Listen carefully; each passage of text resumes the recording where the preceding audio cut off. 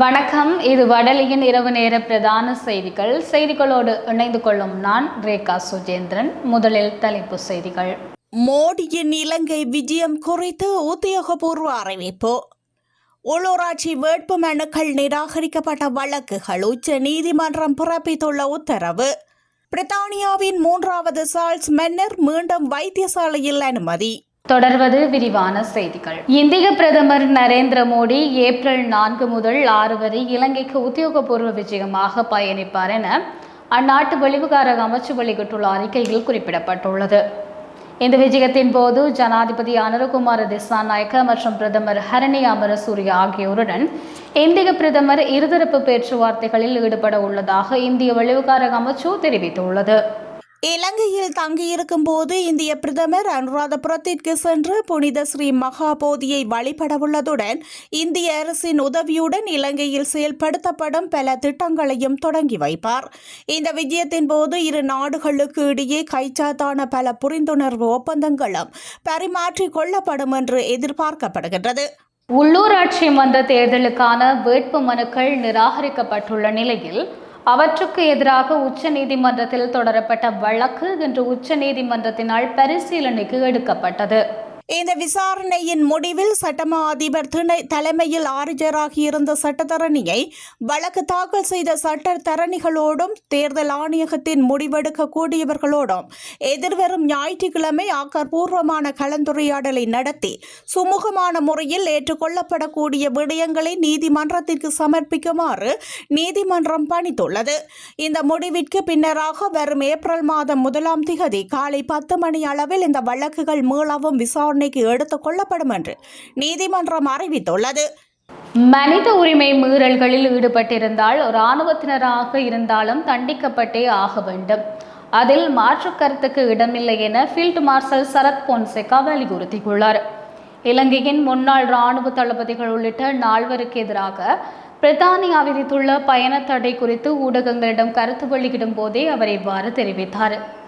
ஜகத் ஜெயசூரிய, வசந்த கர்ணகோட ஆகியோர் போர்க்களத்தின் முன் வரிசையில் நின்று போரிட்டவர்கள் அல்லர், பின்வரிசையில் நின்றவர்கள். போர்க்களத்தின் பின்வரிசையில் ஏதேனும் தவறுகள் நிகழ்ந்திருந்தால் அதனை விசாரிக்க வேண்டும். நான் இராணுவ தளபதியாக இருந்த காலத்திலே ஜகத் ஜெயசூரியவும் எதிராக விசாரணைகளை ஆரம்பித்திருந்தேன். நான் நாடாளுமன்ற உறுப்பினராக இருந்த காலத்தில் இவர்கள் இருவரை பற்றி நாடாளுமன்றத்திற்கும் உள்ளேயும் விமர்சித்துள்ளேன்.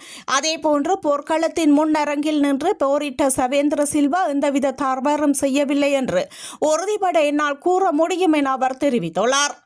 நாட்டின் முதல் தனியார் விமான நிறுவனத்தின் விமான சேவை எதிர்வரும் 4ஆம் தேதி முதல் செயற்பட உள்ளதாக அறிவிக்கப்பட்டுள்ளது. அதன்படி இந்த விமான சேவை இலங்கையில் இருந்து மலேசியாவின் கோலாலம்பூருக்கு தொடங்க திட்டமிடப்பட்டுள்ளது. ஃபிட்ஸ்-ஏர் என்ற பெயரில் தொடங்கப்பட்டுள்ள இந்த விமான நிறுவனம் வணிக மற்றும் சுற்றுலா விமானங்களுக்கு அதிக வாய்ப்புகளை உருவாக்கும் என்று ஃபிட்ஸ்-ஏர் நிறுவனம் தெரிவித்துள்ளது. மேலும் பயணிகள் மலிவு விலையில் இந்த விமான சேவையை பெற முடியும் என்றும் அறிவித்துள்ளது. நாட்டில் தனியார் விமானம் நிறுவனம் ஒன்று தொடங்கப்படும் என்று வெளியுறவு, வெளிநாட்டு வேலைவாய்ப்பு மற்றும் சுற்றுலா அமைச்சர் விஜித கேதர் சமீபத்தில் நாடாளுமன்றத்தில் தெரிவித்திருந்த நிலையில் நாட்டின் முதல் தனியார் விமான சேவை ஆரம்பமாக உள்ளமை குறிப்பிடத்தக்கது. சர்வதேச மகளிர் தினத்தை முன்னிட்டு பெண் முயற்சியாளர்களின் உற்பத்தி பொருட்கள் கண்காட்சியும் விற்பனையும் இன்றைய தினம் காலை மாவட்ட செயலக வளாகத்தில் அரசு அதிபர் தலைமையில் இடம்பெற்றது.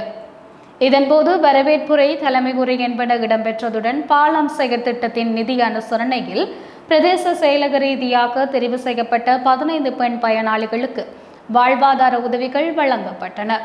யாழில் உள்ள அனைத்து பிரதேசத்தில் உள்ள சகல பிரதேச செயலக பிரிவுகளிலும் இருந்தும் சுய தொழில் ஈடுபடும் பெண்கள் தமது உற்பத்தி பொருட்களை இங்கு காட்சிப்படுத்தி விற்பனை செய்திருந்தனர். யாழ்ப்பாணம் மாவட்டத்தில் பதில் அரசு அதிபர் பிரதீபன் தலைமையில் நடைபெற்ற இந்த நிகழ்வில் மேலதிக அரசு அதிபர் ஸ்ரீ மோகனன், உதவி மாவட்ட செயலாளர் செல்வி தர்ஷினி, பலம் செயற்திட்டத்தின் முகாமையாளர், திட்ட முகாமையாளர் ஜூட் நிசாந்தன், VP லோட்ரன்ஸ் பிரகாஷ், மாவட்ட செயலக பதவிநிலை உத்தியோகத்தர்கள், பிரதேச செயலக பதவிநிலை உத்தியோகத்தர்கள், பெண்கள் அபிவிருத்தி உத்தியோகத்தர்கள், உளவள துணை உதவியாளர்கள், மாவட்ட மகளிர் சம்மேளன அங்கத்தினர் என பலரும் இதில் கலந்து கொண்டனர். பாடசாலை மாணவர்களுக்கு உபகரணம் பெற்றுக் கொள்வதற்காக வழங்கப்படும் 6000 ரூபாய் ரூபாய் உறுதிச்சீட்டு செல்லுபடியாகும் காலம் நீடிக்கப்பட்டுள்ளது. கல்வி அமைச்சு இது தொடர்பில் அறிக்கை ஒன்றை வெளியிட்டுள்ளது. எதிர்வரும் ஏப்ரல் 30 வரை குறித்த உறுதி சீட்டு செல்லுபடியாகும் காலம் நீடிக்கப்பட்டுள்ளமையும் குறிப்பிடத்தக்கது.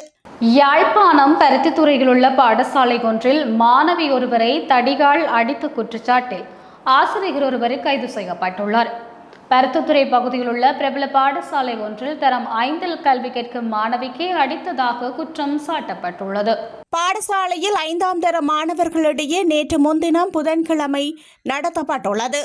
குறித்த விடைத்தாள்களை சக மாணவர்களை கொண்டு ஒருவர் மாறி ஒருவர் மூலம் திருத்தப்பட்டுள்ளது. அதனை அடுத்து மாணவர்கள் தமக்குள் வினாத்தாளை பரிமாறி திருத்தும் போது அடிவாங்கியதாக கூறப்படும் மாணவி தனது வினாத்தாளை திருத்திய மாணவிக்கு பிழையான விடைகளை சரியாக எழுதி திருத்துமாறு கூறியுள்ளார்.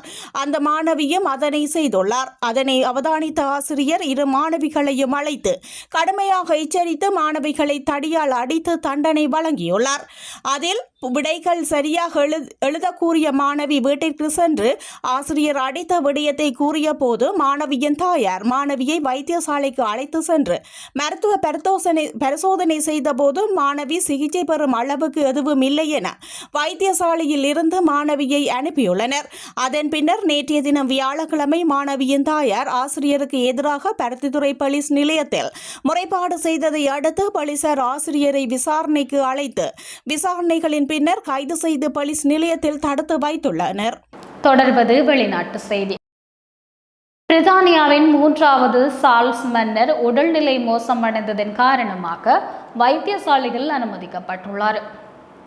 தொடர்வது விளையாட்டு செய்தி.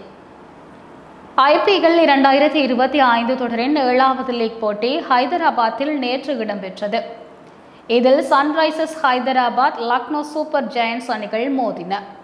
நாணய சுழற்சிகள் வென்ற லக்னோ அணி தலைவர் ரிஷப் பண்ட் பந்து வீச்சை தேர்வு செய்தார். அவருக்கு ஏற்பட்டுள்ள புற்றுநோய்க்கான சிகிச்சை அளிக்கப்பட்ட போது ஏற்பட்ட பக்க விளைவின் காரணமாக வைத்தியசாலையில் அனுமதிக்கப்பட்டுள்ளார். அத்துடன் பஹ்ரைன் நகரத்திற்கு அவர் செல்லவிருந்த சுற்றுப்பயணமும் ரத்து செய்யப்பட்டுள்ளதாக சர்வதேச ஊடகங்கள் செய்தி வெளியிட்டுள்ளன. அதன்படி முதலில் துடுப்படுத்தாடிய ஹைதராபாத் நிர்ணயிக்கப்பட்ட 20 ஓவரில் 9 விக்கெட்டுகளுக்கு 190 ஓட்டங்கள் எடுத்து டிராவிஸ் ஹெட் அதிகபட்சமாக 47 ஓட்டங்களை எடுத்தார். லக்னோ அணி சார்பில் சர்துல் தாகூர் 4 விக்கெட்டுகளை வீழ்த்தினார்.